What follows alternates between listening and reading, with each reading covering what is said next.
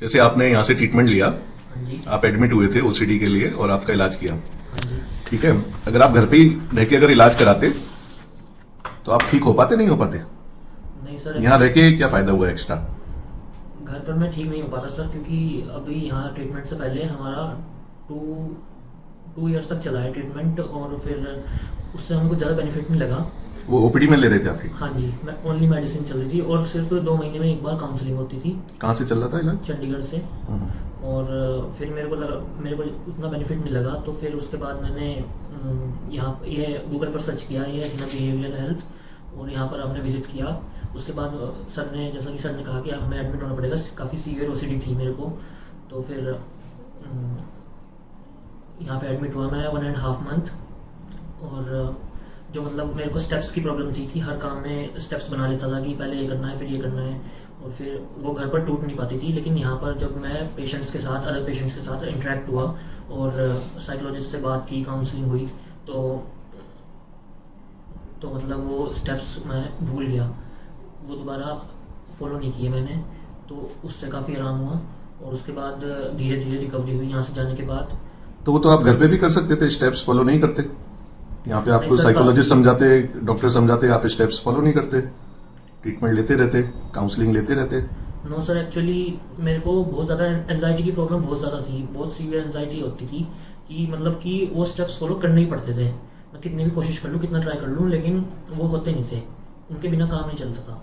तो फिर यहाँ पर जैसे कि ऊपर हमारे साइकोलॉजिस्ट हैं और डॉक्टर्स हैं, उन्होंने मेरे को टेक्निक बताई कि इनको तो आपको ये ओसीडी में आते हैं, इनको कंट्रोल करना होगा आपको, मेडिसिन चलती रहेगी।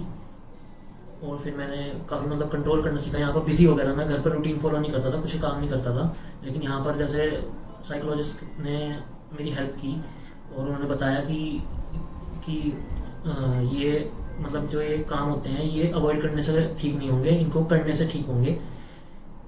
तो बस नहीं, तो यहाँ ऐसा क्या था कि आप घर पे रूटीन फॉलो नहीं करते थे और वहाँ पर, यहाँ पर एडमिट होने के बाद कर लेते थे आप?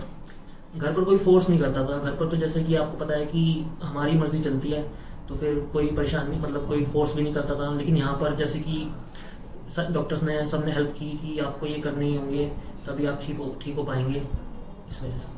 और क्या एक्स्ट्रा बेनिफिट है एडमिट होकर इलाज कराने का, जो मतलब घर पे नहीं था? कुछ ऐसे नेगेटिव थॉट जो यहाँ पे आके चले गए हों, कुछ जैसे काफी बार लोगों को सुसाइडल थॉट आते हैं, वो ठीक हो जाते हैं, ऐसा कुछ एक्स्ट्रा बेनिफिट हुआ आपको?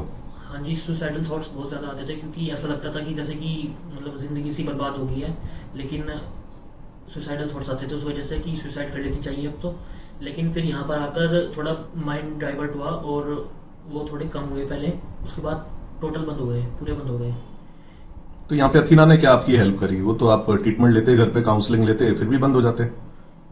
नहीं सर, मैंने बताया ना आपको कि मैंने ट्राई किया था कि पिछले 2 साल से हम घर पे ट्रीटमेंट कर रहे थे, काउंसलिंग भी होती थी और मेडिसिन भी चलती थी, लेकिन मैं कर नहीं पाता था क्योंकि एंजाइटी बहुत ज़्यादा होती थी उस टाइम।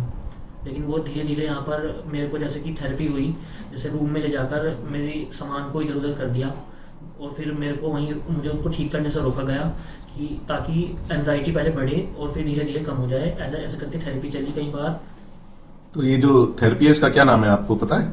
हाँ जी, CBT है और ERP है। हाँ, यस, इसको CBT और ERP बोलते हैं, कॉग्निटिव बिहेवियरल थेरेपी। हाँ हाँ, ठीक है। ये एक्सपोजर रिस्पॉन्सिव थेरेपी। तो कुल मिला के आपका अच्छा एक्सपीरियंस रहा, क्योंकि मैं भी आपको देख रहा था तो आपके सिम्टम काफ़ी ज़्यादा थे और आपकी प्रोग्रेस देख के अब आपको 1 साल हो गया है, अब आप OPD में आ रहे हो, हमें भी काफ़ी अच्छा लगता है जब कोई पेशेंट ठीक होता है। Thank you sir.